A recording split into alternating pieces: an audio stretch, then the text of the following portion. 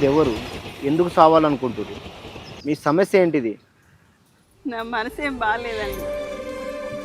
చిన్నప్పటి నుండి అన్నీ కష్టాలే, బాధలు భరించి భరించి నా వల్ల కాలేదు, ఇంకా వస్తూనే ఉన్నాయి. అందుకే నేను చచ్చిపోదామని వచ్చిన. ఎందుకు కాపాడిల్లండి?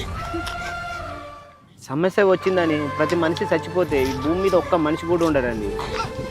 అంతెందుకు, నాకు కూడా సమస్య ఉన్నది. నా సమస్య వచ్చిందని నేను చావడానికి పోతలేను. ఆ సమస్యకి పరిష్కారం వెంకలాడుతున్నా. నిన్ను నమ్ముకొని మీ భర్త, పిల్లలు, మీ తల్లిదండ్రులు ఉంటారు. వాళ్ళను ఆగం చేసినట్టు అవుతుంది. నీకు సమస్య వచ్చిందని చనిపోవడం పరిష్కారం కాదు. పదండి, ఫస్ట్ మీ ఇంటికాడ దింపేసేస్తా.